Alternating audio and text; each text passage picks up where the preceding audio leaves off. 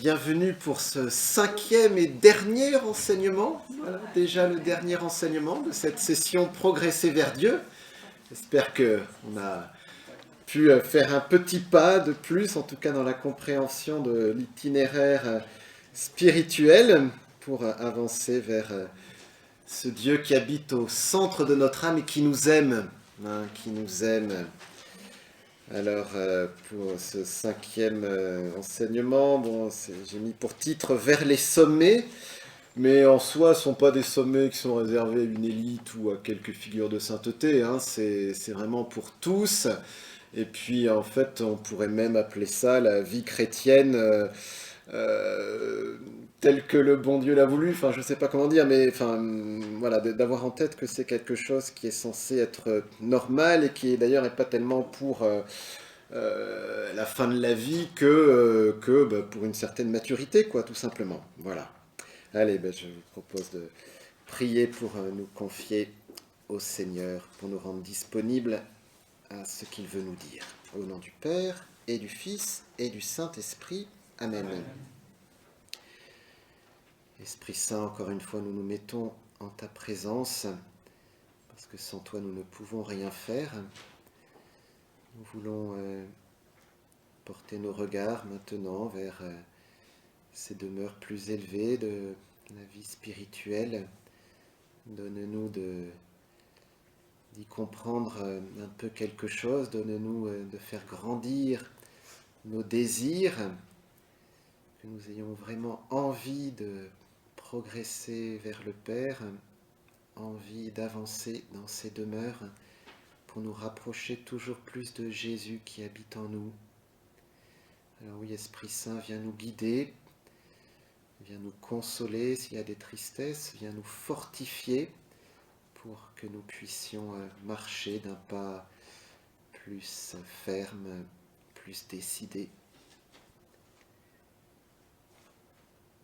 Sainte Vierge Marie, toi qui es la première en chemin, comme on dit dans le chant, eh bien, aide-nous à avancer avec toi.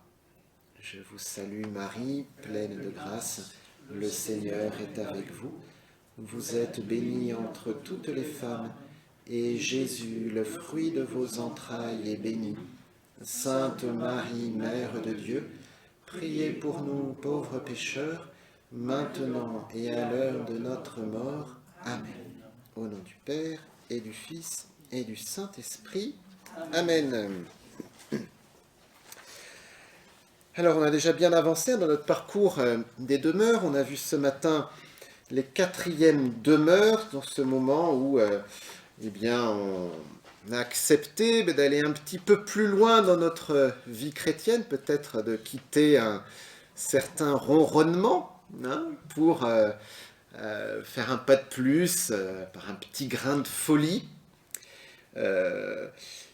qui nous rapproche du Seigneur, qui nous a fait quitter peut-être certaines sécurités, mais qui vraiment nous a fait aussi avancer dans l'amour de Dieu.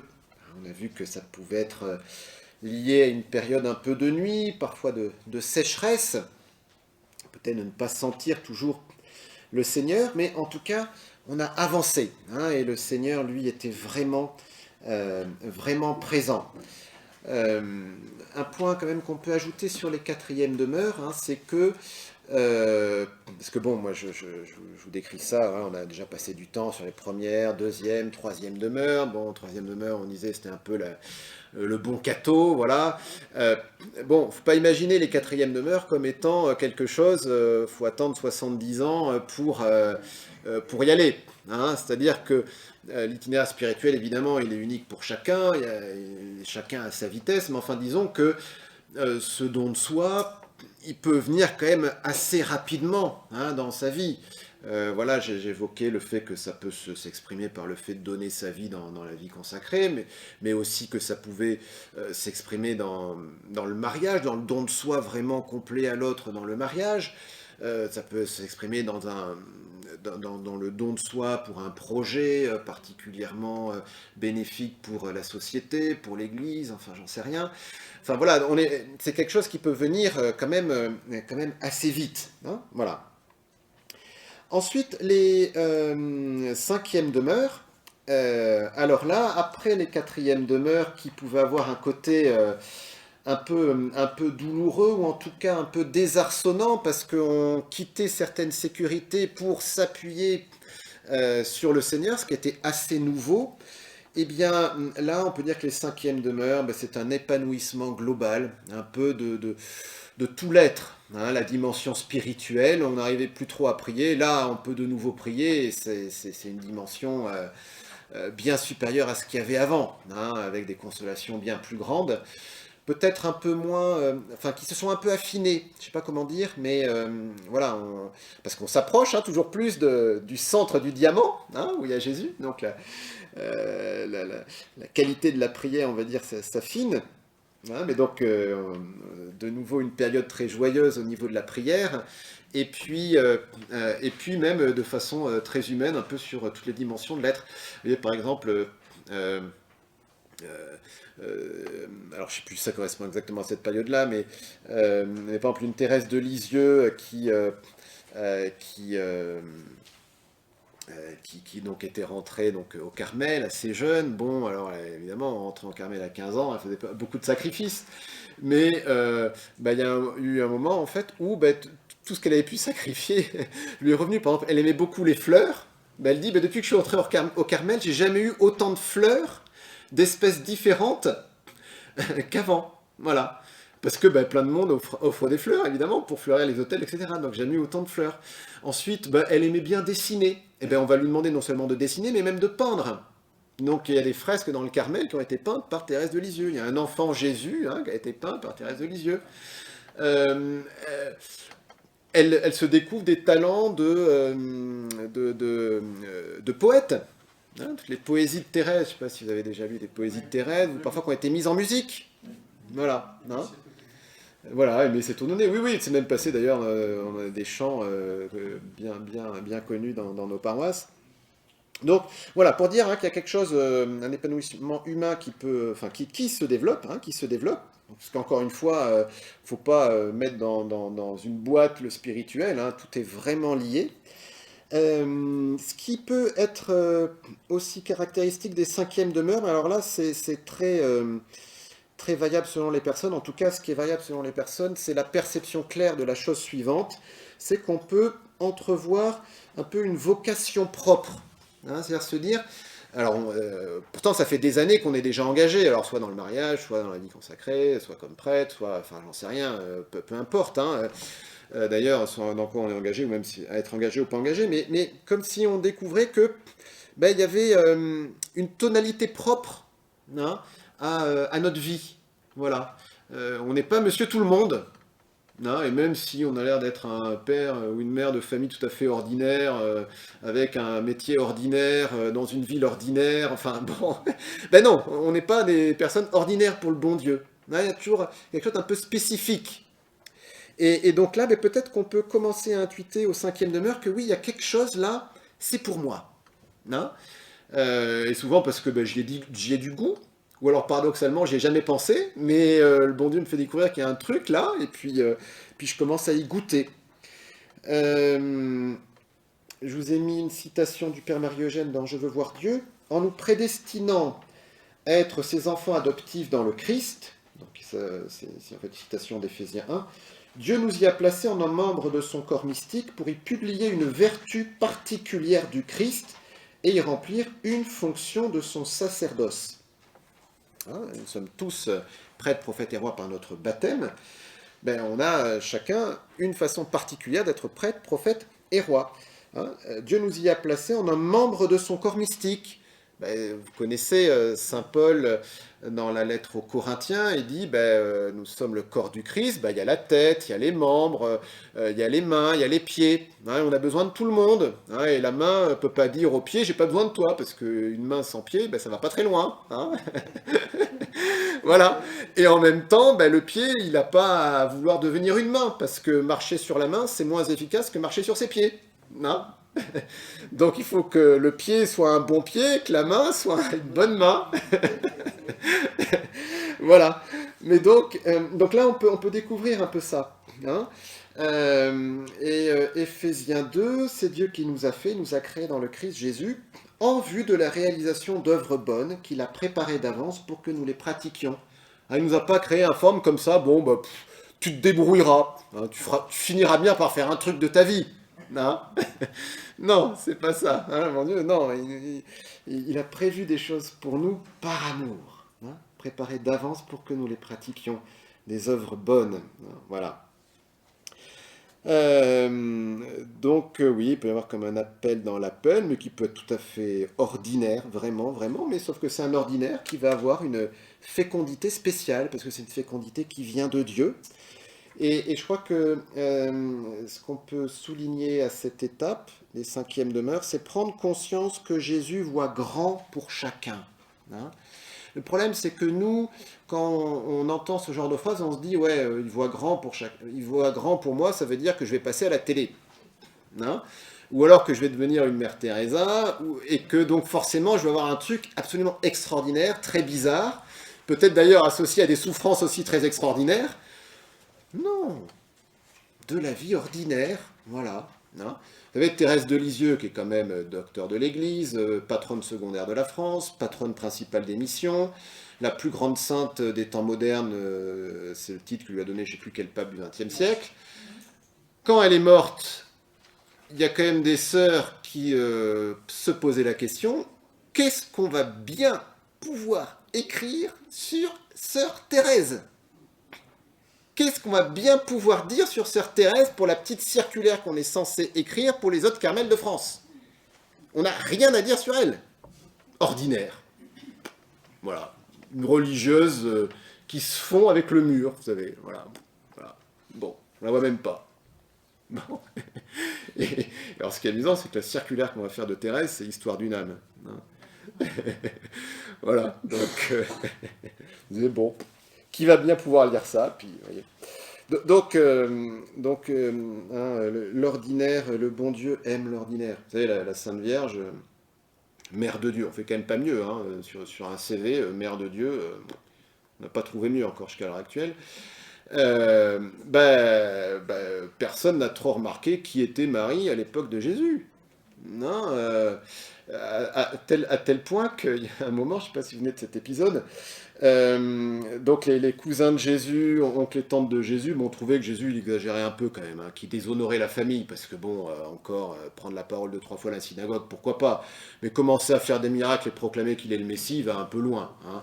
Voilà, donc il déshonore la famille. Donc il y a eu une expédition familiale pour les récupérer Jésus et pour le ramener un peu à la raison, hein. Et on a embarqué Marie. Hein? Vois ta mère et tes frères, ta mère et tes cousins qui sont là, qui te cherchent, qui veulent te parler. Hein? Vous voyez, même Marie se laisse embarquer dans l'affaire. Elle commence pas à dire, oui, attendez, je vais vous expliquer. Alors moi, je suis la mère de Dieu. Mon fils, c'est le Messie. Là, il est en train de faire des miracles. Il explique qu'il est vraiment Dieu, en fait. Et donc, vous allez l'écouter, vous savez, parce qu'il y a moyen de ressusciter. Non, elle fait pas ça. Voilà. Une vie ordinaire de la Vierge Marie. Hein? Et donc, nous tous, voilà, c'est pareil, hein. Donc, prendre conscience que Dieu voit grand pour chacun, vraiment, mais cette grandeur, je crois qu'on la verra qu'au ciel, hein. Alors, quand même, le bon Dieu, bah, il est bon, donc de temps en temps, il nous fait voir un peu des choses, il nous fait voir un peu les éléments de notre fécondité, hein, de la fécondité qu'il veut pour nous. Heureusement qu'on ne voit pas tout non plus de notre vivant, hein, parce que sinon, on sombrerait dans l'orgueil.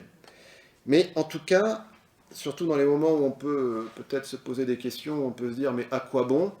À quoi je sers, hein? À quoi sert ma vie? Eh bien, ma vie, elle est très utile, et elle est pas seulement utile, mais elle est grandement utile, hein.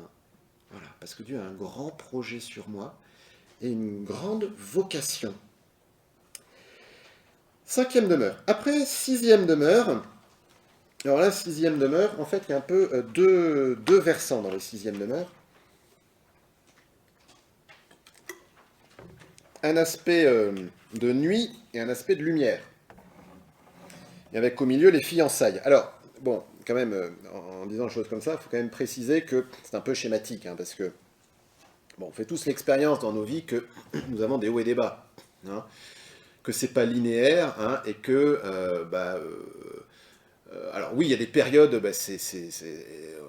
tout va bien, des périodes où on a l'impression que tout va mal, Mais quand même, l'alternance des hauts et des bas fait que c'est pas forcément simple de dire, bon alors là, ça y est, j'ai fini les quatrièmes demeures, je viens de commencer les cinquièmes, hein, et puis alors là, pof, ça y est, les cinquièmes c'est fini, puis c'est les sixièmes, alors les sixièmes première partie, puis après, pof, ça y est, on a basculé sur la deuxième partie des sixièmes demeures.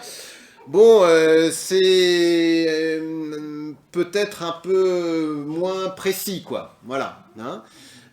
Donc, ce découpage, je pense qu'il est assez éclairant, hein, parce que de fait, il peut y avoir des moments comme ça assez charnières ou des grâces particulières qui font qu'on peut se dire, mais oui, là, il y a un avant, il y a un après. Pour certains, c'est clair, pour d'autres, ça l'est moins, parce que c'est plus dans quelque chose de flou. Voilà, je ne sais pas comment dire, hein. Euh, Dans certains cas, ça peut être très clair d'identifier les demeures, dans d'autres, non, voilà. Si c'est clair, gloire à Dieu. Si c'est pas clair, gloire à Dieu aussi, parce qu'il vaut mieux que ce soit comme ça, voilà, hein, tout simplement, hein. Bon, alors, sixième demeure, la nuit radicale des sixièmes demeures, je ne vais pas détailler, parce que j'ai déjà parlé un peu de la question de la nuit au quatrième demeure. Euh, euh, à la fois c'est pareil, à la fois c'est très différent. À la fois c'est pareil parce que quand on n'est pas bien, on n'est pas bien, hein, voilà. Et en même temps c'est différent parce que il y a quand même, enfin ça va plus loin quoi. Euh, Saint Jean de la Croix dit qu'en gros la première nuit c'est comme si on coupait des branches, hein, sur un arbre et là on va jusqu'à enlever les racines, voilà, hein, donc on va loin, hein. Euh, mais en disant ça, ça ne veut pas dire forcément qu'il va y avoir quelque chose, encore une fois, d'extraordinaire, hein. Euh, euh, et les maladies, les épreuves, les deuils, les souffrances, on en a tous, hein. Ça a rien, enfin, comment dire, enfin, c'est pas, enfin, on peut traverser une maladie sérieuse. Euh, En soi, on n'est pas le seul. Il y a des milliers de gens à travers le monde qui traversent la même maladie, vous voyez. Sauf que pour un cas, pour une personne, cette maladie, en fait, elle va être vécue avec le Christ et dans le cadre de son itinéraire spirituel, eh bien, ça va être l'occasion de traverser la nuit des sixièmes demeures. Mais je ne sais pas si vous comprenez un peu ce que je veux dire là, hein. Euh, une souffrance n'est jamais bonne, elle n'est pas voulue par Dieu. Le génie de Dieu, c'est de pouvoir se servir même de quelque chose de mauvais pour en faire du bien, pas pour autant qu'il veut la chose mauvaise, hein, attention. Euh, mais mettre en relation une souffrance, une épreuve, ou d'ailleurs une joie, une grâce avec une demeure, ne veut pas dire forcément que toute personne qui a cette joie-là ou a cette souffrance-là est dans cette demeure, hein.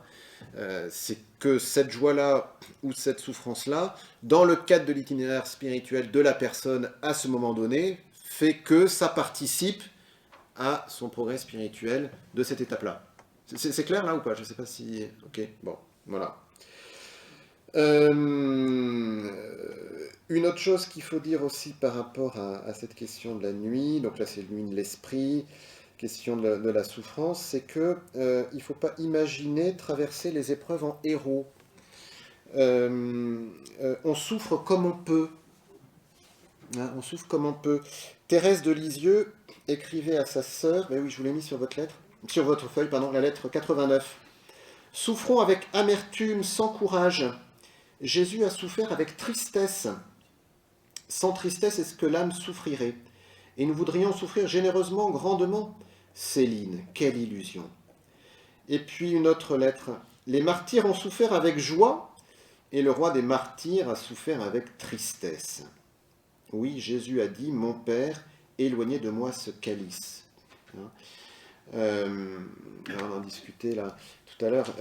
C'est vrai que parfois, dans les vies des saints, hein, on peut avoir une présentation de la façon dont les saints vivent leur souffrance, qui à mon avis n'est pas toujours juste, hein. Oui, il y a des saints qui ont pu traverser des souffrances avec une grâce particulière qui a fait qu'ils ont pu vivre ça avec joie. Vous voyez un exemple de ça, c'est Saint Laurent sur son grill. Vous connaissez Saint Laurent sur son grill, Saint Laurent qui est martyrisé sur son grill. Bon, alors, bon, on le cuit sur un côté, puis au bout d'un certain temps, il se retourne vers son bourreau en disant « Bah écoutez, je suis assez cuit de ce côté, vous pouvez me retourner. » Voilà, bon. Bon. Donc, bon, mais c'est une grâce extraordinaire. Il n'y a rien d'imitable là-dedans, ok? D'accord? On ne peut pas dire que ce soit ça le modèle de la façon chrétienne de vivre la souffrance. D'accord? Bon, si on a la grâce de vivre la souffrance comme ça, ben gloire à Dieu. Mais si on regarde Jésus, qui est quand même le modèle par excellence, nous fait remarquer Sainte Thérèse de Lisieux, ben Jésus, lui, il a prié son Père pour que cette coupe s'éloigne de lui, et il a souffert avec tristesse et amertume. Et en pleurant, voilà. Donc on souffre comme on peut. On souffre comme on peut. Voilà, donc il ne s'agit pas de faire la morale aux gens qui souffrent, et ni même se faire trop la morale à soi quand on souffre. Après, c'est le point que je vous mets juste ensuite, la citation là, de Thérèse de Lisieux, « Je souffre beaucoup, mais est-ce que je souffre bien ?» Voilà ce qui est important. Parce qu'en fait, là, la question, c'est est-ce que je vis ma souffrance avec Jésus? Parce que la souffrance en elle-même, elle est mauvaise, elle est stérile. Par contre, la vivre associée à la passion de Jésus lui donne une fécondité. Ça ne fait pas que la souffrance devient bonne, parce qu'un mal, ça reste un mal, mais Dieu lui ajoute une dimension de fécondité. Voilà. Je ne sais plus si j'ai déjà dit ça, mais vous voyez, c'est le fait que la passion et la mort de Jésus, qui est quand même sans doute la chose la plus atroce, le Fils de Dieu innocent, qui est condamné injustement, qui souffre sur une croix, et sans doute une des morts les plus atroces que l'on puisse imaginer, c'est de ce tableau-là absolument affreux que le Seigneur tire le salut de l'humanité.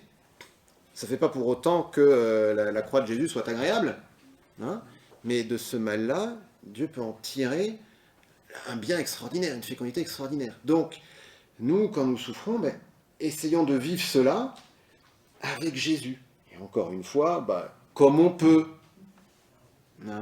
Comme on peut. Voilà. Donc, on souffre. Si entre deux crises, on arrive à se tourner vers le Seigneur, Seigneur, je t'offre ça, voilà, pour un tel, pour telle cause, pour ceci, cela, ou... voilà, c'est pas forcément plus compliqué, mais ça a une vraie fécondité. Alors on pourrait développer ce point-là, une citation clé, c'est Colossiens 1, « Maintenant je trouve la joie dans les souffrances que je supporte pour vous. Ce qui reste à souffrir des épreuves du Christ dans ma propre chair, je l'accomplis pour son corps qui est l'Église. » Voilà, pour son corps qui est l'Église. Ce qui n'empêche pas d'ailleurs, offrir sa souffrance n'empêche pas de prier pour sa guérison. Demain on commence un week-end guérison, on va prier pour la guérison. On peut tout à fait, on offre sa souffrance tout en demandant sa guérison. L'un n'empêche pas l'autre, non? Vous voyez? Non? Bon, voilà. On offre sa souffrance en attendant d'être guéri. Voilà. Voilà. Et cette dimension de fécondité, de tout ce que l'on fait, d'ailleurs on peut offrir sa souffrance, on peut offrir aussi sa joie, d'ailleurs offrons aussi nos joies. Voilà. C'est ce que décrit donc Thérèse de Lisieux, la lettre 135. Jésus a pour nous un amour si incompréhensible qu'il veut que nous ayons part avec lui au salut des âmes. Il ne veut rien faire sans nous. Notre mission comme carmélites est de former des ouvriers évangéliques qui sauveront des milliers d'âmes dont nous serons les maires. Le bon Dieu ne veut rien faire sans nous, donc il nous invite à participer, comme ça, au salut de l'humanité, au bien des uns et des autres. Alors ça peut se faire directement, voilà, d'aller consoler quelqu'un qui est dans la peine, mais aussi par notre prière. Et encore une fois, Thérèse de Lisieux, patronne principale des missions, à l'égal de Saint François Xavier, qu'on va fêter demain. Bon, Saint François Xavier, il est allé jusqu'en Chine, elle n'a pas quitté sa Normandie. Elle est allée jusqu'à Rome, elle est allée jusqu'à Rome, enfin bon. voyez, hein. Un pèlerinage, ouais. Mais par sa prière. Bon. Donc, ce qui commence aussi avec ces sixièmes demeures, c'est la fécondité spirituelle. Oui, alors juste avant ça, voilà. Donc, je disais, donc, première partie, on va dire, premier versant, mais encore une fois, c'est schématique, hein, parce qu'il y a aussi des éclaircies, hein. Ouais, on a quand même, même hein, dans le climat, l'hiver, il n'y a jamais un hiver où du premier jour de l'hiver jusqu'au dernier jour de l'hiver, il pleut non-stop, hein. Il y a toujours des moments où il y a un peu de soleil, il fait un peu plus chaud, un peu moins chaud, bon, enfin, vous voyez, bon, voilà, donc c'est pareil, hein. Donc, premier versant, plutôt nu, puis ensuite, il y a ce qu'on peut appeler les fiançailles spirituelles, donc il peut être une grâce particulière, hein, d'union avec Jésus, où ben, là on fait vraiment l'expérience de l'amour de Dieu pour nous, hein, qui est très forte, même si on a pu l'expérimenter à d'autres moments, hein, mais là Dieu se donne de façon particulière. C'est un peu, on pourrait dire, attendez, oui, je m'embarque là sur un paragraphe d'après, mais je vais le dire quand même. C'est un peu comme si on venait de vivre la passion avec Jésus, vous voyez, cet aspect nuit des sixièmes demeures, et là on ressuscite avec Jésus. Hein, on ressuscite avec Jésus, fiançailles spirituelles, hein, donc au cœur des sixièmes demeures. Voilà. Parce qu'en fait, on a été baptisés, pour beaucoup d'entre nous petits, mais même ce serait adulte, ça serait un peu la même chose, hein. Donc le baptême, vous savez ce que c'est le baptême? C'est la lettre aux Romains qui le décrit le mieux. Par le baptême, Romains chapitre 6, nous sommes plongés dans la mort avec le Christ pour ressusciter avec lui. Hein, plongés dans la mort avec le Christ, donc qu'est-ce qui meurt en nous? Ce sont tous nos péchés personnels et le péché originel. Alors un petit bébé n'a pas fait de péché personnel, mais il a la marque du péché originel. Hein, donc il y a ça qui meurt, et on ressuscite à la vie divine, donc on commence notre vie de ressuscité, on commence notre vie d'enfant de Dieu, on commence notre vie éternelle, voilà, mais sauf qu'on peut dire que ça c'est donné en germe au baptême. Après il faut que ça se déploie, parce que c'est pas parce qu'on a été baptisé, hein, que ce soit adulte ou enfant d'ailleurs, hein, ça ne change pas grand chose, que on n'a pas des habitudes de péché ou je sais pas, enfin, ou des choses mauvaises en nous comme si tout avait disparu, quoi. Il y a encore pas mal de choses à convertir en nous, hein. Et là, il y a eu tout un travail, vous voyez, passage 3e, 4e demeure, déjà plus trop s'appuyer sur soi, mais d'abord sur Jésus. Et puis ensuite, toutes ces purifications qui ont continué, ont fait que là, en fait, on peut vraiment dire que oui, on a traversé la mort avec Jésus. Hein, on a traversé la mort avec Jésus. Hein, voilà. Et qu'on est ressuscité avec lui, qu'on a reçu une grâce, là, qui fait de nous des vivants. Ah, mais vraiment des vivants. Et une vie d'enfant de Dieu qui va pouvoir aussi se déployer avec ce deuxième sacrement de l'initiation chrétienne, qui est la confirmation. Alors la confirmation, le problème du français, c'est que confirmation, nous, en tant que confirmation, confirmez-vous votre panier, votre commande sur Amazon, quoi. Hein, donc voilà, je valide, ouais, je confirme. Alors c'est pas ça du tout. Hein. Confirmare, ça veut dire rendre fort. Mais le sujet d'un sacrement, c'est toujours Dieu, c'est jamais l'homme. Hein, c'est Dieu qui me rend fort.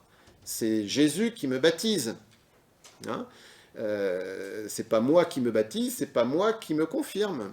C'est pas moi qui confirme le baptême, c'est Dieu qui me donne une force. Et pourquoi il me donne une force? Alors, je vous l'ai mis en bas de la page. Au baptême, nous sommes purifiés. À la confirmation, nous sommes confirmés pour la lutte. Nous sommes rendus forts pour la lutte. Il y a des langues où c'est mieux rendu. Vous avez par exemple en allemand, c'est dit Firmung, la confirmation. Hein, donc Firmung, firmare, rendre fort.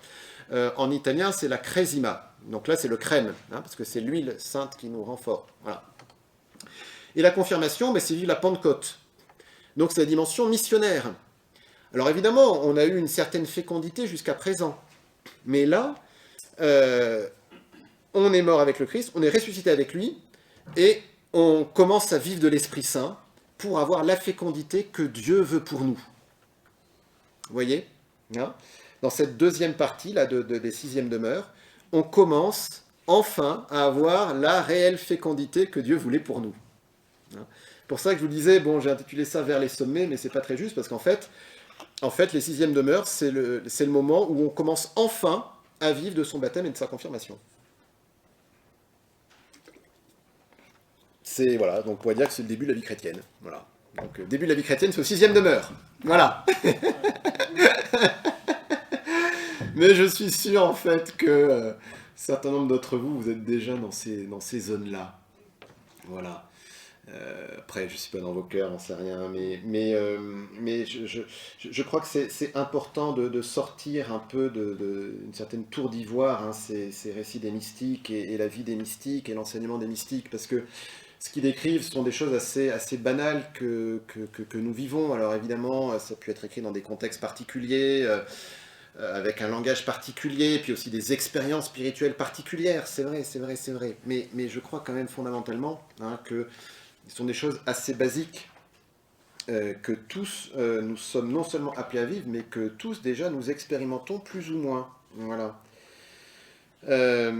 Et donc, vous voyez, sixième demeure, donc, ouais, ok, on en a sans doute un peu bavé, nuit, mais si on est mort, c'est pour ressusciter, et là, il y a vraiment comme une période qui s'ouvre, là, alors lumineuse, mais en même temps, c'est pas pour autant qu'il n'y a plus de tentation, qu'il n'y a plus de difficultés, hein, parce que la vie, elle continue, hein, voilà, avec ses joies, ses peines, mais il y a une fécondité là qui commence à se déployer, hein, alors qui est évidemment a priori en lien avec ce qu'on a pu intuiter au cinquième demeure, hein, de façon plus ou moins claire, et peut-être que bon, il n'y a rien qui s'est forcément manifesté. Vous voyez, je ne sais pas, bon, j'espère qu'on aura peut-être le temps de parler de Louis et Zélie Martin. Je ne suis pas sûr que Louis et Zélie Martin aient eu conscience qu'ils avaient une vocation particulière d'être les parents de Sainte Thérèse de Lisieux, de cinq religieux, etc. Je ne suis pas sûr. Hein. Mais bon, bah, ils ont vécu leur foi simplement, hein, du mieux qu'ils ont pu, tout simplement, en parents, en personnes qui travaillent, voilà, qui ont des périodes où ça marche très bien, le travail, des périodes où ça marche pas du tout, Avec une grande foi, quoi. avec une grande foi. Ouais, ouais. Ils ont même traversé une guerre quand même. Hein. Oh là là. Ils ont même traversé une guerre. Hein. Ils ont même dû héberger, je crois, une quinzaine de Prussiens chez eux. Enfin bon, là, des trucs assez hallucinants. Là. Mais comme leurs voisins. Vous voyez? Donc, voilà, donc fécondité spirituelle. Alors, qu'est-ce que je vous ai mis là? Oui, voilà, alors ce texte des fondations de Thérèse d'Avila. Au fur et à mesure que le temps s'écoulait, s'allumaient en moi les plus ardents désirs de contribuer au salut de quelques âmes. Il me semblait souvent que j'étais comme une personne qui, ayant un riche trésor en réserve, et voulant en faire part à tout le monde, se trouverait les mains liées sans pouvoir le distribuer. Je ne cessais de travailler à la gloire de Dieu par mes pauvres prières, et je portais les sœurs à faire de même. Je stimulais leur zèle pour le salut des âmes et l'augmentation de l'Église. C'est de la sorte que je contentais les vifs désirs dont j'étais embrasé. Et quelque temps après, eh bien, elle va fonder le premier Carmel réformé, hein, Saint-Joseph d'Avila. Voilà. Donc, il y a comme un feu intérieur en elle. Hein. On a pu souligner l'importance des désirs pour avancer dans la vie spirituelle, avoir de grands désirs. Hein. Alors, pas s'enfermer dans un idéal, mais avoir de grands désirs. Et bien là, je crois que c'est vraiment une période où il y a comme un feu qui est allumé dans l'âme pour nous faire rayonner de Jésus, pour faire le bien autour de nous. Quoi. Encore une fois, de façon toute simple, il n'y a pas besoin d'imaginer des choses extraordinaires. Mais voilà, il y a quelque chose en nous, il faut que je fasse quelque chose. Quoi. Voilà, il faut que je fasse quelque chose. Ça va pour ça voilà. Ça ne veut pas dire hein, que, j'ai déjà dit, hein, que la personne n'a pas déjà fait du bien autour d'elle. Hein. Mais là, il y a une dimension supérieure. Hein. Toute la différence entre une fécondité humaine et une fécondité spirituelle venant de Dieu. Voilà. Alors, baptême et confirmation, j'en ai parlé. Ben, c'est bien, on avance. Alors, septième demeure.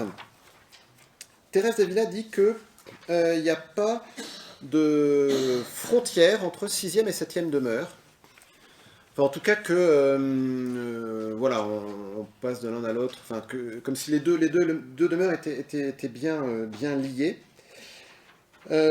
Septième demeure, alors, bon, Thérèse d'Avila va dire qu'il y a comme une grâce particulière qu'elle appelle le mariage spirituel, hein, elle n'est pas la seule, hein, c'est voilà, dans la vie mystique, le mariage spirituel. Alors encore une fois, il peut y avoir une grâce particulière, mais on peut ne rien vivre de spécial, euh, enfin en tout cas de vraiment conscient, voilà.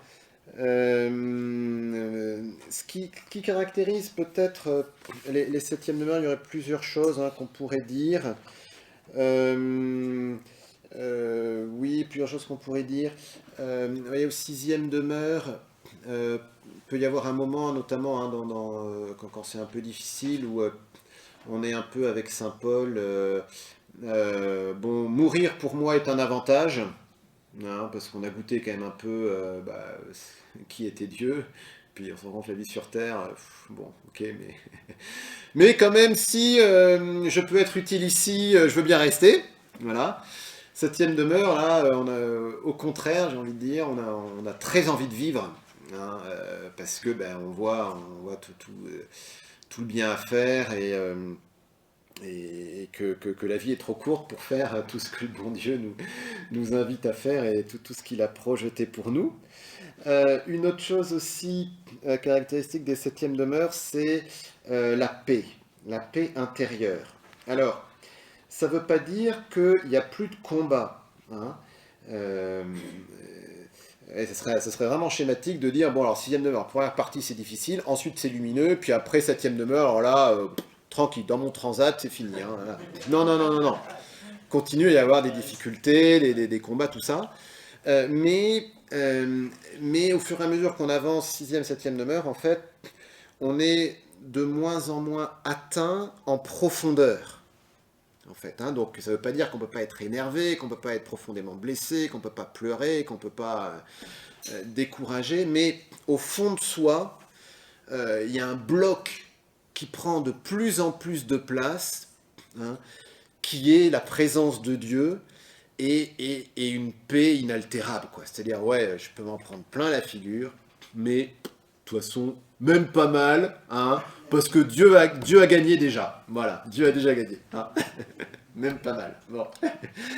Voilà. Alors, Thérèse d'Avila, je vous ai mis un petit passage là. Représentez-vous un roi dans son palais, malgré les guerres nombreuses et les multiples chagrins qu'il a dans son royaume, il ne se lasse pas d'être dans son palais.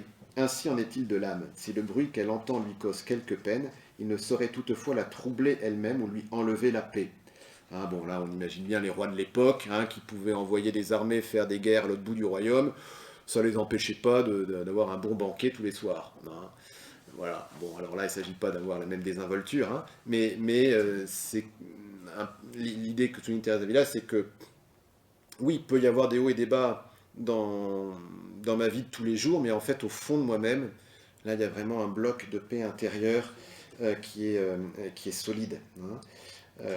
Et du coup, quelque chose qui va avec ça, ben, c'est le fait euh, de, de, de, de- de ne quasiment plus entrer dans des systèmes de rancœur, hein.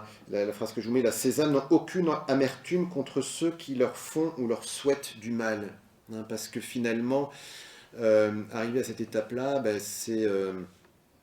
enfin, la personne est tellement imprégnée de l'amour de Dieu que elle ne peut vouloir que le bien des personnes qui l'entourent. Et donc de voir une personne comme ça qui fait du mal, qui blesse, ça va pas provoquer de la colère, mais plus, Seigneur, aime-la encore plus. Enfin, vous voyez, ou en tout cas, savoir prendre aussi de la distance par rapport à ce qu'elles peuvent vivre.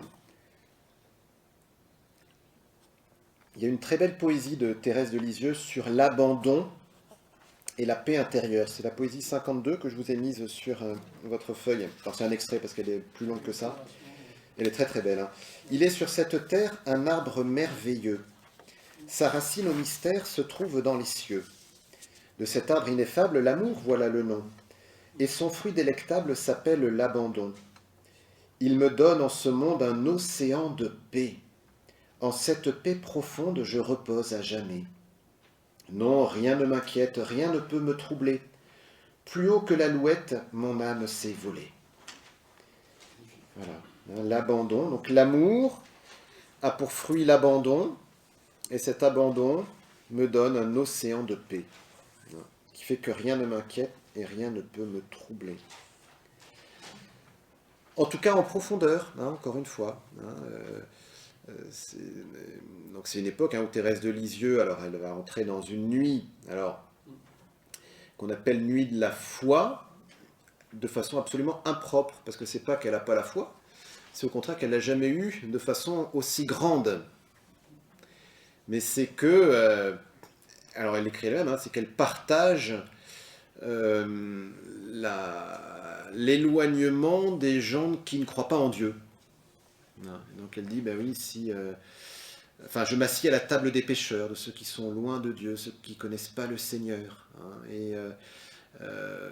Comme si elle partageait un peu ce qu'ils vivaient pour les rapprocher du Seigneur. Donc du coup, il y a ce qu'on appelle des antinomies, c'est-à-dire que peut y avoir cette paix absolument inaltérable, et pourtant à certains moments, des difficultés, ou même, là, pour Thérèse de Lisieux, ou c'était le cas pour Mère Teresa, une nuit dans le sens où elle ne sent plus Dieu, quoi. Voilà. Euh, mais, mais de façon très paradoxale. Vous voyez, à un moment, Thérèse de Lisieux, elle montre à une de ses sœurs un trou obscur au fond du jardin. Vous voyez ce trou là-bas, là, c'est l'état de mon âme, mais j'y suis dans une paix étonnante. Je suis dans une paix étonnante. Euh, ouais. Voilà. Donc, ouais, encore une fois, pas. Enfin, je pense vraiment se dire que ça se vit très simplement, toutes ces choses-là. Parce que c'est sûr, si on prend juste une phrase comme ça d'un saint, on se dit, ouais, mais c'est bon, c'est inatteignable, je peux pas, j'arriverai pas, etc. Mais en fait, la question, elle n'est pas là. La question, c'est est-ce que moi, aujourd'hui, j'essaye de suivre ce que me demande l'Esprit Saint? C'est pas plus compliqué que ça. Euh, c'est Romains 8,14. Ceux qui se laissent conduire par l'Esprit de Dieu, ceux-là sont fils de Dieu. Je crois que je l'ai déjà cité. Ceux qui se laissent conduire par l'Esprit de Dieu, ceux-là sont fils de Dieu. On dit qu'on est fils et filles de Dieu par le baptême, très bien, mais encore faut-il vivre vraiment comme fils et filles de Dieu. C'est pas juste un diplôme qu'on accroche. Voilà. Donc on se laisse conduire par l'Esprit de Dieu. Pour prolonger ce point-là, quelques conseils pour la paix intérieure. Parce que c'est pas parce que Thérèse d'Avila donne comme caractéristique des septièmes demeures la paix intérieure qu'on ne peut pas chercher à la vivre avant et qu'on ne la vit pas avant, déjà.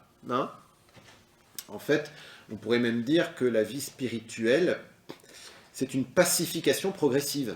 De même que c'est une intériorisation progressive parce qu'on se rapproche de Jésus qui est au centre de mon âme, mais on peut aussi dire que c'est une pacification progressive parce que Dieu répand de plus en plus sa paix au fond de mon être. Alors, qu'est-ce qu'on peut dire là-dessus? Je pense que c'est important d'en dire un mot. Si vous voulez plus d'éléments, j'ai fait une série de 3 vidéos là-dessus, que vous trouverez sur mon site internet, là, sur la paix intérieure. Voilà. Alors, premier point, enfin, première partie, là, donc, conseil pour la paix intérieure. D'abord, par rapport à Dieu, Dieu est paix, il habite la paix. Ça, c'est quand même une première chose à avoir en tête. C'est que notre Dieu, c'est le Dieu de la paix. Ça sera l'évangile de Noël, enfin, ou la première lecture de Noël, vous savez, cette prophétie d'Isaïe, où le bruit des bottes des soldats, ces manteaux couverts de sang, tu les as brisés. Et inversement, notre prophétie d'Isaïe, le lion mangera du fourrage avec la vache, le petit enfant pourra mettre sa main dans le nid du cobra. Donc une dimension de paix universelle. Et un des titres donnés à Jésus par Isaïe en prophétie, c'est Prince de la paix. Et d'ailleurs, c'est très beau de voir que tout au long de l'histoire, Noël a toujours été associé à la paix, même au cours des différentes guerres mondiales. On raconte notamment ça pendant la Première Guerre mondiale, comment, même si les officiers disaient non, non, mais continuez à envoyer des boulets de canon, des obus de part et d'autre, bon, petit à petit, ils faisaient en sorte que les obus atteignent plus les lignes, et puis finalement, on arrêtait de tirer, et puis on allait fêter Noël avec les Allemands, et les Allemands avec les Français. Voilà. Hein, il y a quelque chose de vraiment de pacifique à Noël. Jésus est le prince de la paix, et donc oui, notre Dieu est un Dieu de paix. Dieu veut nous donner sa paix. Dieu veut nous donner sa paix. Ce n'est pas quelque chose qui est pour quelques-uns, qui serait une grâce particulière. Non, Dieu veut donner sa paix à tous. Ben oui, parce que si Dieu est paix, ça veut dire que le paradis, c'est un lieu paisible. Et donc, il faut que tous on rentre dans cette paix. Enfin, je veux dire, il n'y a pas... on ne peut pas faire rentrer un rond dans un carré. Hein, donc... Si au ciel c'est la paix, pour entrer au ciel, il faut qu'on soit en paix. Et donc comme on s'y prépare au ciel, puisque le royaume de Dieu il est censé grandir en nous et autour de nous, Dieu veut que nous grandissions dans la paix. Donc c'est une grâce de Dieu, mais encore une fois, il y a notre action à nous, et en particulier la demander. Hein, toujours pareil, vous vous rappelez ça, hein, action de Dieu, action de l'homme. Pardon, je suis un peu enrhumé. Donc, il nous donne sa paix, ok, c'est une grâce, mais ça se conquiert aussi par nos efforts. Et alors là, ça je crois que c'est quelque chose de très important à avoir en tête,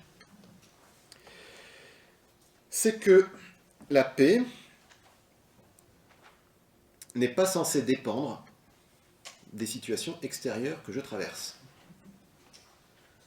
Alors ça, hein, c'est pas facile, c'est tout un programme, hein. Parce que justement, on dit, ouais, mais je suis pas en paix parce qu'un tel, il m'a dit ceci, puis vous savez ce que j'ai vécu là, puis en plus, j'ai tel problème. Ouais, mais en fait, la paix intérieure, c'est ce qui fait que on peut vivre ça et même pas être troublé. Alors, même pas être troublé, il faudrait préciser, ou en tout cas, que ça ne m'atteigne pas dans les profondeurs de mon être. Vous voyez ? Une illustration de ce que je viens de dire là, c'est ce qu'on a vécu pour le Covid. Vous savez, le premier confinement, il y a des gens, moi j'étais à Paris, il y a des gens qui sont partis dans leur maison de campagne, alors je sais pas, c'était dans les Hautes-Alpes ou ailleurs, avec un grand jardin, etc. Ils se sont retrouvés en famille, le papa faisait un peu de télétravail et encore, et certains disaient, oh là là, c'était le paradis cette période-là. Et d'autres personnes qui étaient dans leur 9 mètres carrés 50 à Paris, tout seuls enfermés, à regarder BFM TV non-stop du matin au soir, disaient, moi j'ai cru que dans les 3 jours, la fin du monde était arrivée. Donc exactement même situation extérieure, mais vécue de façon totalement différente. Alors, il ne s'agit pas de juger ni quoi que ce soit, parce que, après, chacun réagit aussi avec sa psychologie, et bon, il faut dire que ce qu'on a vécu, quand même, c'était un peu particulier. Hein. Mais voyez, ça veut bien dire que, en fait, le problème, c'est pas ce qui m'arrive de l'extérieur, mais c'est comment moi je le vis.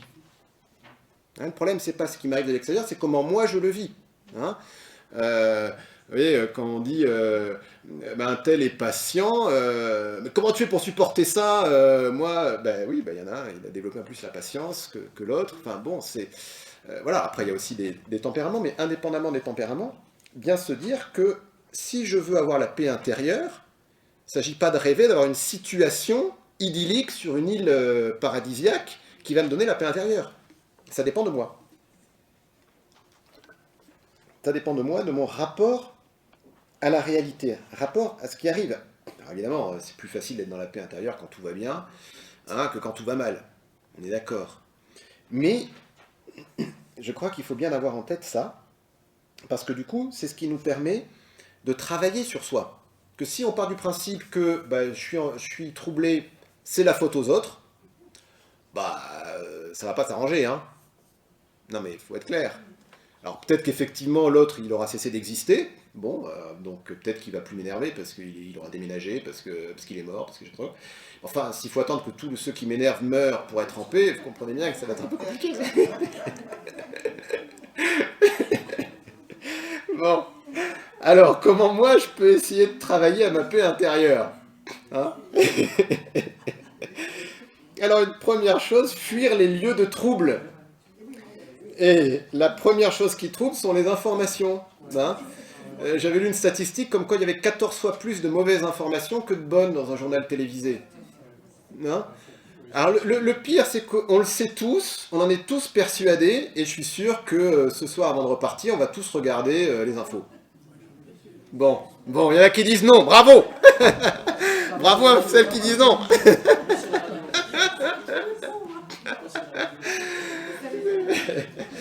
Mais voyez comment, en fait, hein, le démon, il joue sur la curiosité. Hein. Puis il faut que tu sois au courant quand même, il faut quand même pas que tu vis de façon totalement déconnectée du réel. Hein. Voilà. Hein, et puis tes petits-enfants, qu'est-ce qu'ils vont dire? Tu sais même pas ce qui s'est passé. Hein. Hein.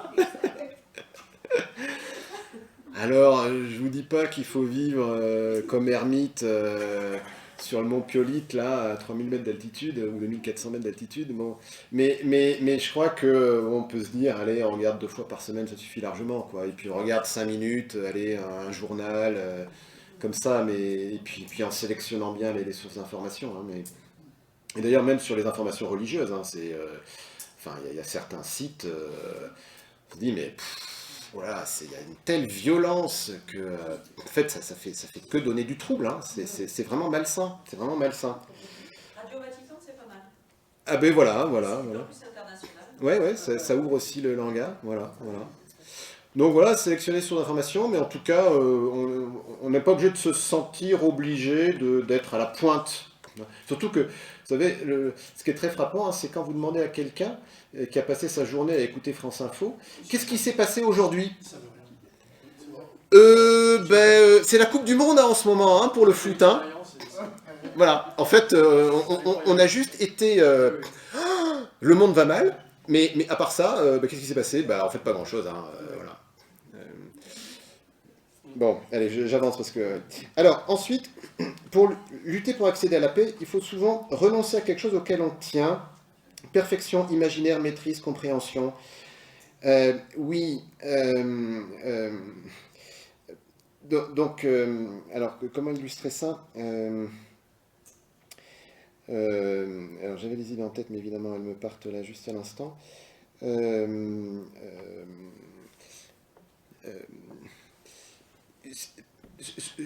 peux être troublé parce que il y a quelque chose, parce que voilà, tout simplement, hein, je suis troublé parce que quelque chose ne va pas comme je veux que ça aille.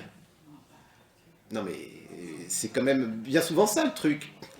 Donc deux possibilités, soit ça va finir par fonctionner comme je veux que ça fonctionne, mais sauf que si ça dépend d'une personne, la personne elle a sa liberté, et comme je peux jamais forcer la liberté de quelqu'un, je risque d'attendre longtemps, hein, même s'il s'agit de mon mari ou de ma femme. Hein.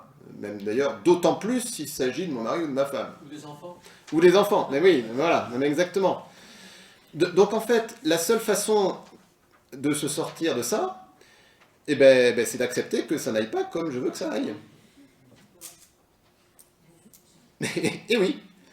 Donc accepter que mon mari ou ma femme, là j'étais chez des amis là, ils me racontaient, mais oui, il y en a un qui avait l'habitude de fermer les portes et l'autre qui avait l'habitude de les ouvrir.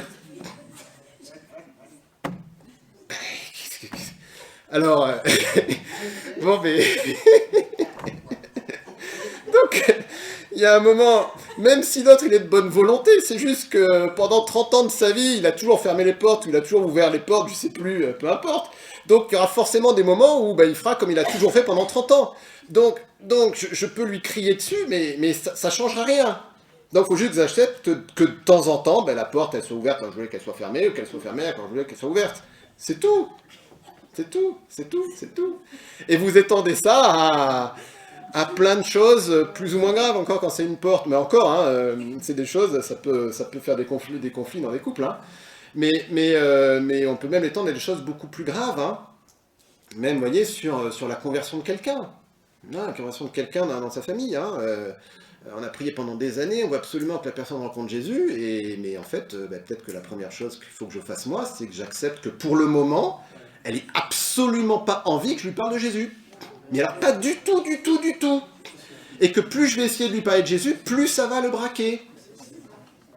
Et oui, voilà. Voilà, donc pour accéder à la paix, il faut souvent renoncer à quelque chose auquel on tient, et qui peut être bien, hein, parce que mon mari se convertisse, si c'est pas un bien, ça, je sais pas comment faut l'appeler, vous voyez? Mais sauf que, en fait, c'est plus important que je sois dans la paix, parce que ma paix intérieure finira par rejaillir sur lui ou sur elle ou sur la situation, vous voyez? Alors que essayer de plier la situation ou la liberté de l'autre à ce que moi j'ai décidé, bah, ça fera pas forcément grand-chose de bon. Donc, lutter, non, voilà, et puis, donc, et oui, voilà, et remplacer par du positif. Alors, je m'explique. On ne peut pas juste dire non au mal. Il faut le remplacer par le bien. Euh, et Saint Paul que vous avez cité, oubliant ce qui est en arrière, mais tendu vers l'avant, je cours vers le but, qui est Jésus. On ne peut pas passer sa vie à lutter contre le mal. En fait, il faut surtout passer sa vie à essayer de faire le bien. Hein. Et ça, c'est pareil quand il y a des choses qui ruminent dans nos pensées. Quand on rumine, il y a un moment, il faut dire stop, j'arrête de penser à ça. Alors, c'est pas évident. Hein. Je dis pas que c'est évident. Ok ? Mais première chose, c'est de dire stop, je veux arrêter d'y penser, parce que je veux pas être prisonnier de ça. Et on va dire un mot sur le pardon, c'est essentiel pour le pardon. Mais on peut pas juste dire stop, je veux pas y penser, je veux pas y penser. Il y a un moment, il faut penser à autre chose. Il faut se changer les idées, comme on dit. Parce que si je dis stop, je veux pas y penser, en fait, on fait que penser au fait que je veux pas y penser. Enfin, donc finalement, on finit par y penser quand même. Hein. Voilà. Donc, non, je veux pas y penser. Et d'ailleurs, la preuve que je veux pas y penser, c'est que je vais penser au beau paysage de Notre-Dame-du-Lot. Voilà. Hein, vous voyez, hein, donc, se changer les idées. Et donc, ouais, une bonne illustration de ça, c'est le pardon. Et en fait, c'est clair que une des clés pour la paix intérieure, c'est d'arriver à pardonner. Alors, je vous dis pas que c'est facile. Hein. Voilà, c'est clairement pas facile. Une des premières choses à avoir en tête quand on parle de pardon, alors après ça dépend de quoi il s'agit. Hein. Bon, c'est pardonner parce que il a oublié de fermer la porte pour la 23e fois de la journée. Bon, c'est pas la même chose que s'il m'a trompé. Voilà, ça c'est clair. Hein. Donc tout n'est pas au même niveau, mais donc c'est sûr qu'il y a des choses qui peuvent prendre du temps. Hein, et donc il faut aussi se dire, ben oui, il y a des choses, ouais, ok, ça fait plusieurs mois, ben ouais, c'est normal que, vu la gravité de la chose, ça fait déjà plusieurs mois que j'arrive pas à pardonner. Ok, voilà. Hein, il n'y a pas de... Il faut, nous sommes des êtres humains, nous ne sommes pas des anges. Hein. Donc, on y va à son rythme, mais on essaye d'avancer. Alors le pardon, je vous mets, ce n'est pas oublier, ce n'est pas nier le mal, parce que ça c'est deux obstacles au pardon. Hein. On dit, mais si je pardonne, ça veut dire que je fais comme si ce qu'il m'avait fait c'était rien. Non, non, non. Je peux pardonner qu'un mal, je ne peux pas pardonner un bien. Hein, si ce qu'il m'a fait c'est bien, j'ai pas à le pardonner. Hein. Donc non, c'est au contraire voir le mal en face, c'est pas oublier non plus. Alors après, les petites choses du quotidien, j'espère qu'on les oublie, hein, parce que sinon, vous imaginez, alors depuis qu'on est mariés, alors, le 3e jour, t'as fait ceci, machin, et alors la liste, il y a 3 tableaux Excel, bon, non. Donc, les petites choses, évidemment, il faut essayer de les oublier. Mais il y a des choses, on ne peut pas les oublier. Hein, même, je sais pas, une blessure physique, il y a une cicatrice, la cicatrice, elle va pas partir. Bon. Mais, donc, c'est, au contraire, voir le mal en face, et poser un acte de liberté. Je décide de ne plus me laisser emprisonner par mes pensées pour avancer dans la vie. Là, quasiment tous les mots sont essentiels. Je décide, hein, c'est une décision. Hein, personne ne va pardonner à ma place. Hein, c'est moi qui décide. Et c'est c'est moi. C'est-à-dire que c'est indépendant de l'autre. C'est-à-dire que le pardon n'est pas la réconciliation. La réconciliation, il faut que les deux soient d'accord. Ok ? Sauf qu'encore une fois, la liberté de l'autre, je peux rien y faire. Enfin, en tout cas, pas grand-chose. Hein. Voilà.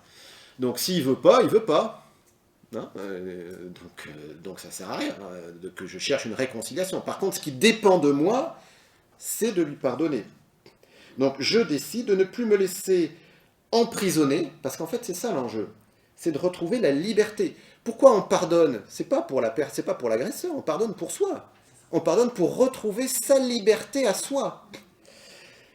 Me laisser emprisonner par mes pensées, et oui, parce qu'en fait, le problème, c'est que tant que je rumine, je me fais mon propre bourreau. L'autre peut être mort, Mais tant que je rumine au mal qu'il m'a fait, eh ben, je me fais du mal. Je prolonge le mal que l'autre m'a fait. Je donne à l'autre un droit de me pourrir ma vie. Mais c'est notre fonctionnement humain, quoi. Voilà. Hein. Donc, le truc, c'est est-ce que je veux que l'autre continue à avoir un droit sur ma vie et est-ce que moi-même je me pourrisse ma vie ou est-ce que je veux retrouver ma liberté? Vous voyez? Hein. Donc, le truc, c'est ça, c'est donc je vais décider de pardonner pour pouvoir avancer. Faire en sorte que ce que j'ai vécu, ouais, c'est un mal, et c'est vraiment un mal, et franchement, ce qu'il m'a fait, c'est pas cool, mais sauf que ça appartient au passé. Ok, ça fait partie de ma vie, mais de ma vie passée. Et ma vie ne se résume pas au mal que j'ai subi. Moi, j'existe aujourd'hui, je suis aimé par Dieu aujourd'hui, comme fils et fille de Dieu, et il veut que j'avance dans la vie, le bon Dieu. Hein, voilà. Et donc moi, je veux avancer avec lui. Hein. Alors, il faudrait développer longuement. Hein. Enfin, je vous dis, j'ai fait plusieurs enseignements là-dessus.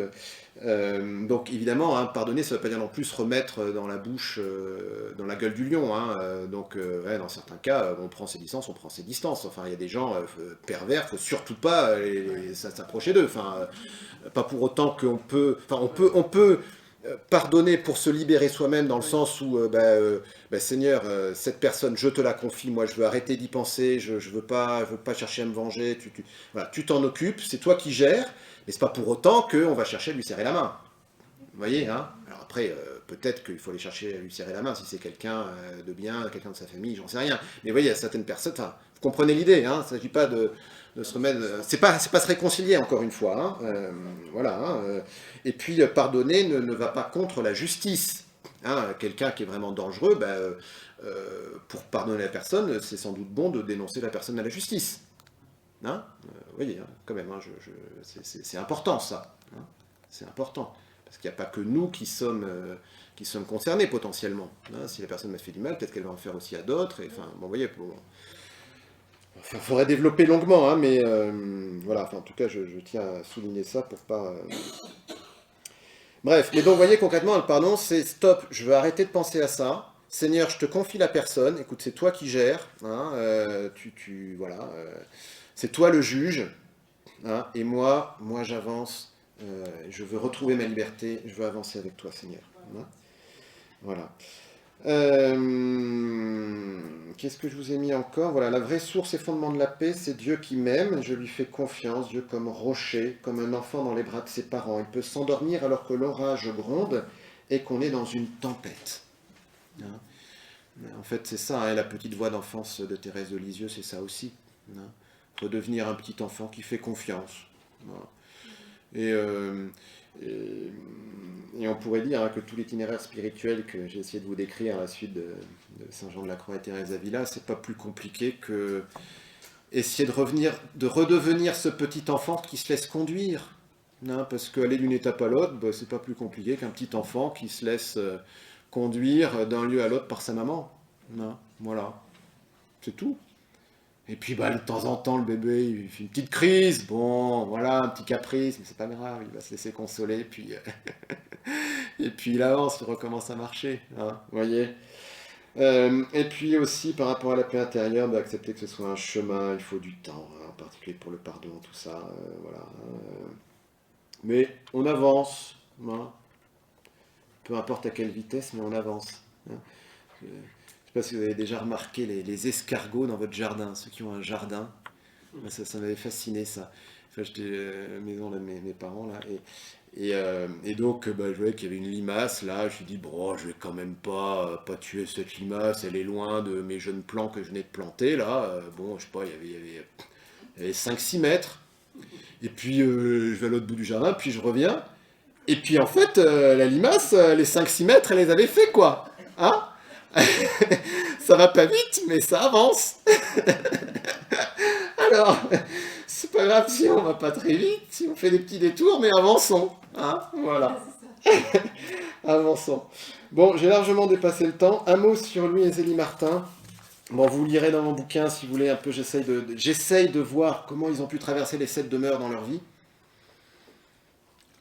Ce qui est très intéressant chez Louis et Zélie Martin, c'est que ils n'ont pas eu d'extase, ils n'ont pas eu de phénomène extraordinaire. On a les lettres de Zélie, enfin on a beaucoup de lettres de Zélie, notamment à ses enfants. Elle parle jamais, enfin elle dit jamais qu'elle fait oraison par exemple. Alors elle prie son chapelet, elle va à la messe tous les jours, enfin ceci, cela, enfin elle a une vie chrétienne fervente, hein, mais enfin je veux dire, elle n'est pas comme Thérèse d'Avila à décrire ses extases à l'oraison quoi. Hein. Donc il n'y a pas eu d'autres choses comme ça, c'est tout à fait ordinaire. Bon, elle a quand même élevé 9 enfants. Elle était en même temps chef d'entreprise. Bon, enfin, c'est vraiment. Et puis personne dans leur entourage se doutait que c'était des saints. Hein. Voilà. Bon, et alors, s'il fallait un peu donner quelques éléments par rapport à leur vie, par rapport aux demeures, bon, c'est une proposition parce qu'évidemment, moi, je ne suis pas forcément dans leur cœur, mais voici ce que je vous propose. Moi je suis plutôt convaincu que dès l'enfance, ils sont dans les troisièmes demeures parce que ils ont une éducation chrétienne, et comme d'ailleurs les 70% des gens de l'époque. Hein. Voilà, on est quand même dans des périodes où 50% des gens allaient à la messe tous les dimanches. Hein, enfin, voire même avant la Révolution française, 75% des gens allaient à la messe tous les dimanches. On est à 1% actuellement en France, hein, donc c'est sûr que c'est d'autres univers. Hein. Bon. Et donc voilà, troisième demeure dès l'enfance.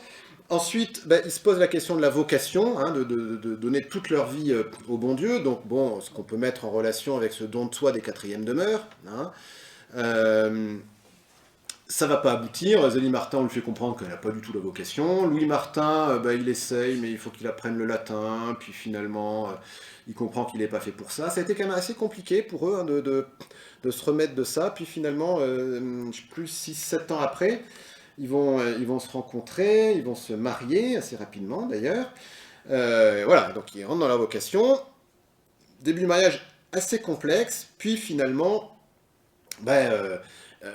ils sont vraiment heureux à deux et comme parents. Hein. Et Zélie Martin écrit un moment, j'ai compris que j'étais faite pour avoir des enfants et c'est ma plus grande joie. Hein. Donc là, moi je vois bien ce moment là après leur mariage où ils sont un peu dans ces cinquièmes demeures où tout est au beau fixe et puis aussi ils découvrent un peu leur mission personnelle dans le monde. Alors comme parents, vous voyez, en soi ça n'a rien d'extraordinaire, mais comme parents, et puis aussi même dans leur vie professionnelle, donc Zélie comme chef d'entreprise, donc d'atelier pour faire du point d'Alençon, donc cette dentelle, hein, qui était très prisée à l'époque, et elle a quand même donné du travail à plusieurs dizaines d'ouvrières, hein, donc elle a eu un vrai impact sur la société de son époque. Pareil, Louis Martin, alors lui il avait son horlogerie bijouterie, mais il était aussi pas mal impliqué dans la vie sociale. C'est l'époque, vous savez, des conférences Saint-Vincent de Paul qui naissaient, hein. Et puis l'adoration, la vie paroissiale, il avait des cercles d'amis, enfin voilà, donc un peu des choses comme ça. Et puis après, il y a eu vraiment une période très très compliquée pour eux. Donc ils ont perdu 4 enfants hein, sur les 9 qu'ils ont eus. Donc deux en vraiment tout bébé, mais une petite Hélène qui, je crois, avait 7 ans. Voilà, c'est ça. Hein. Donc là, Zélie, elle dit à un moment, moi après ça, j'ai même plus envie de vivre. C'était vraiment vraiment terrible. Et puis il y a aussi le décès des parents de leurs parents à eux. Enfin bon, il y a eu toute une période très très compliquée.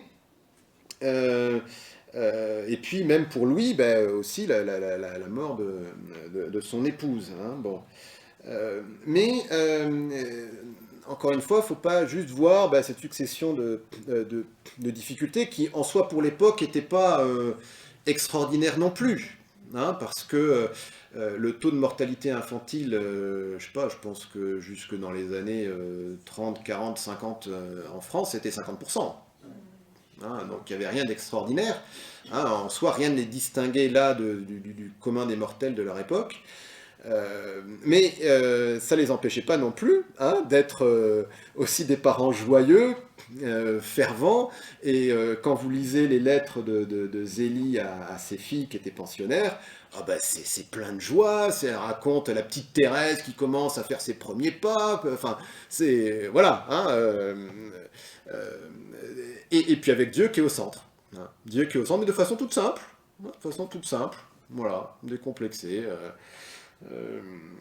Et puis, septième demeure pour Zélie, alors moi je vois ça quand donc Léonie, qui est l'enfant du milieu, voilà, vous savez qu'elle a été maltraitée par la bonne, en fait, et puis personne ne s'est rendu compte de rien, de façon assez mystérieuse. Et il y a un moment, en fait, donc, enfin on découvre ce qui se passe avec la bonne, et Zélie, ben, donc, qui a déjà son cancer des os, ben là, elle redécouvre Léonie d'une façon toute nouvelle, et, ce désir de vie qui est extraordinaire. Et puis lui, septième demeure, ben, c'est à ce moment-là où,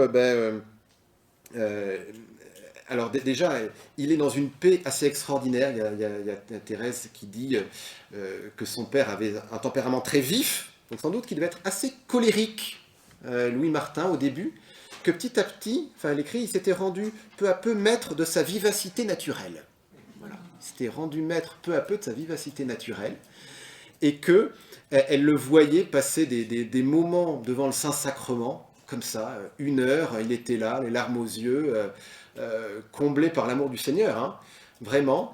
Et puis ben, ces filles qui rentrent au monastère les unes après les autres, et lui-même qui s'offre au Seigneur. Voilà. Bon, c'est très schématique, bon, dans mon livre j'élève un peu plus de trucs, mais pour dire que en fait il n'y a rien d'extraordinaire dans leur vie, hein, mais que c'est juste qu'en suivant l'amour de Dieu, en faisant grandir leur foi dans le Seigneur, en suivant ce que l'Esprit Saint leur demandait, en faisant aussi quelques actes héroïques. Hein. C'est sûr, à certains moments, il y a eu des décisions qu'ils ont eu à prendre qui étaient assez fortes. Hein. Par exemple, d'un point de vue de la charité, hein, ils ont défendu 2 orphelines que de fausses religieuses voulaient utiliser pour avoir de l'argent, enfin bon, des trucs assez sordides. Voilà, et Louis a engagé un procès, enfin bref. Donc voilà, une foi vive, fervente, engagée, hein, mais qui extérieurement a rien d'extraordinaire, voilà, mais qui a donné cette grande fécondité, déjà de leur vivant, et puis d'une Thérèse de Lisieux, donc grande sainte, docteur de l'Église. Maintenant, vous savez que Léonie Martin, il y a un procès de canonisation qui est ouvert, hein, pour elle aussi, hein. Voilà, donc voilà, une grande fécondité d'une vie ordinaire de gens qui ont cherché à aimer le bon Dieu et à suivre l'Esprit Saint.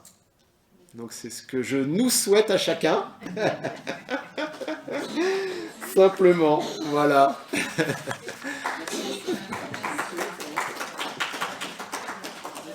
Merci à vous pour votre écoute bienveillante.